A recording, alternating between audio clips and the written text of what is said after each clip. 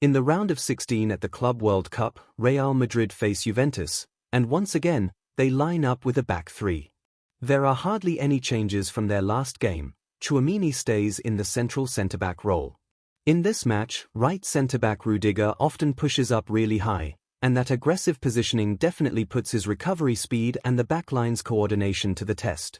Juventus quickly spot the vulnerability on Madrid's right, especially around Rudiger, Trent, Tchouaméni, and Arda Güler. In the first half, they keep overloading the left flank, creating numerical advantages and turning that into a strong side setup. We've seen this several times, a 4v2 overload on Madrid's right side, and Juventus use it to break the game open. Early on, in the 6th minute, Vinicius Jr. drops deep to receive the ball and pulls off a lovely outside foot switch. But moments later, the cracks in their right side defending start to show. Trent loses the ball high up the pitch.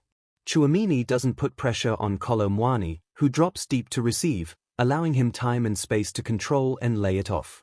Rudiger tracks back, while Tchouaméni keeps retreating, but oddly, he never steps up to close down Yildiz, the ball carrier. It's like he opens the lane for him. Yildiz takes the invitation, slices a through ball past the backline, and Colomwani is through on goal, but skies the one-on-one. Huge let-off for Madrid. From this sequence, we can see that Tchouaméni, playing in the key role of the backline, looks hesitant. His decision-making just isn't sharp enough under pressure. Now let's take a look at Madrid's defensive shape during settled play. They're set up in a 5-3-2, with Trent pushing up to press Juventus left wing-back, while Arda Güler, sitting as the holding midfielder, is supposed to track Yildiz. But here's the issue: Juventus play a simple line-breaking pass straight into Yildiz, who receives it with ease, turns, and drives forward. Arda Güler's defending here is not good enough. He fails to close down his opponent and doesn't cut off the passing lane either. Yildiz takes full advantage, carries the ball into space, and gets off a dangerous shot.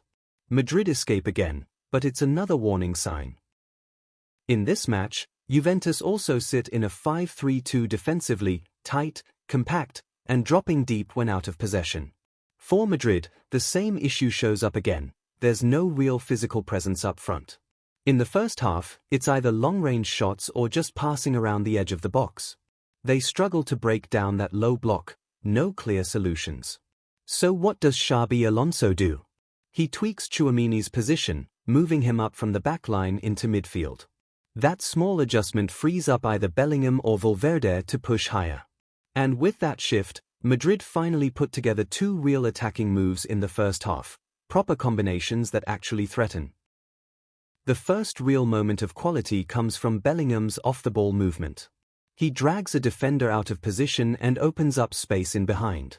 Both number 8s, Valverde and Bellingham, make surging runs to take advantage of it. Valverde squares it across, and Bellingham is this close to scoring. Huge chance. In the 2nd minute of first half stoppage time, Tchouaméni steps up into midfield again, and that little push sends both number 8s further forward, creating a box structure. Then comes the movement. Vinicius makes a sharp diagonal run from the left into the middle, links up nicely, receives the pass from Bellingham, and lays it off to Trent, who has space on the right to whip in a cross. It's a great chance, but no one gets on the end of it in the box. That whole right-sided rotation instantly reminded me of the sequence I broke down earlier against Pachuca. Same Vinicius diagonal, same Trent delivery. You can see the pattern Alonso is trying to build. In the second half, Xabi Alonso makes a subtle tactical tweak. He shifts Rudiger into the central centre-back role and moves Tchouaméni over to the right side of the back three. That small switch gives Tchouaméni more freedom to step up when needed, pushing higher on that right side and helping Madrid apply pressure more effectively. And just like in the first half, both Bellingham and Valverde keep pushing forward aggressively. It basically turns into a 4-2-2-2 shape, with those two powerful number 8s driving the attack. And one particular sequence between them really stands out: quick interplay, direct movement, and it causes real problems for Juventus. Into the second half, we can feel Juventus start to drop off a bit.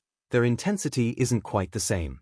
Then comes the goal, and it all starts from a second phase attack off a corner.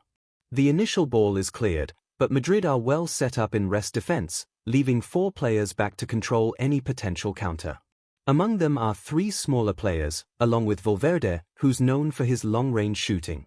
Trent picks up the loose ball, and by this point, Madrid already have 5 players making aggressive runs into the box. At the far post, Madrid create a numerical advantage. The Juventus defender marking Gonzalo Garcia glances over and sees Rudiger unmarked, so he hesitates, steps toward Rudiger. That's all the space Gonzalo needs. Trent swings in a pinpoint cross, and this Real Madrid Academy striker meets it with a thunderous header and scores. So in the end, it's not just about the formation or the big names, it's those subtle tweaks, the off-ball runs, and smart set-piece structure that make the difference. Xabi Alonso's Real Madrid aren't perfect yet, but you can see the ideas starting to click.